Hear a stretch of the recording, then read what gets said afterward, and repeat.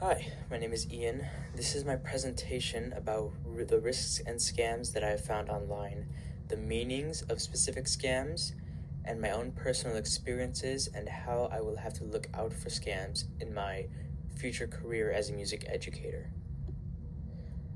From research online and from experiences that I've heard about, I've found out that there are many ways that people can become the victims of scams in the online space. I found that most of the scams are meant to get money out of a person by pretending to be someone that they are not. Most scammers will act as a person's bank or loved one and ask a person to send the money to either clear up a transaction issue or help the loved one out of a situation. This is one of the most common reasons that scammers scam people, but there are definitely more. Another reason people scam people is because they're looking to steal the person's information. This is typically done via emails sent from a bad actor, which are meant to get a person to click on a suspicious link that will infect a user's device with malware that can steal the information off of a user's device. I found that there are many ways a person can get scammed, but there are also just as many ways for a person to be safe online. One such example to help a person from falling for fake emails is to check which address an email is being sent from. I noticed that most fake emails that are sent out are from email addresses that are just random patterns of letters and numbers that don't make any sense. This is a pretty straightforward method, but it usually is a very good way to check if it is from a legitimate sender. When a person is dealing with a relative or friend that are asking for money through a random number or a social media account, that's usually a suspicious sign of it not being the legitimate person. To check this, someone should try to contact the person through a trusted method, such as their phone number that they're used to or social media account, to see if it's the same person. The last and most effective method that I have found to prevent getting scammed out of money is to check which payment method is being asked of you. No reputable source should be asking you for gift cards or a payment method that cannot be traced whatsoever.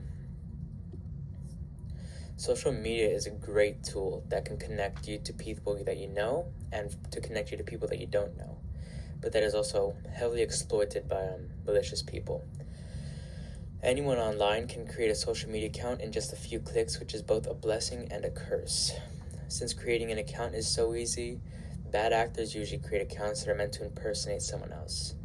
They do this usually so they can go and find the person's following who they're impersonating and start talking to their friends and family to try to exploit them out of money or to try to steal their accounts. Some of these accounts are also meant to impersonate businesses, which are meant to scam people into buying a product that isn't real.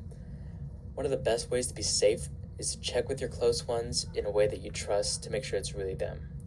To check if a business account is real or not online, you should check their official website to make sure it is the true social media account and not just a random scammer online.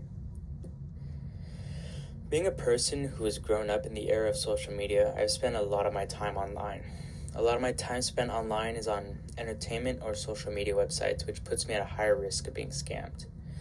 To mitigate these risks of losing my information or money to bad actors, I installed antivirus software on all my devices, and I always think twice about links that I click on the internet.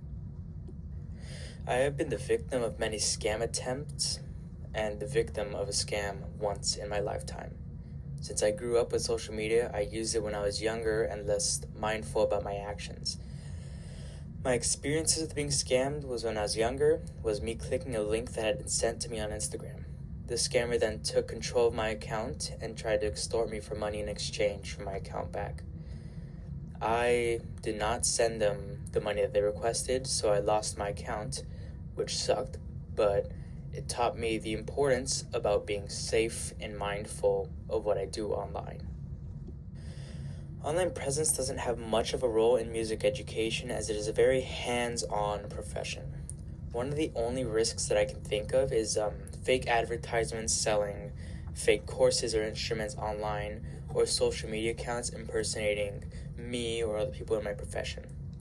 It would also be in my best interest to check all my emails and make sure that they come from people in my district and not impersonators that are trying to steal my personal information or my school information.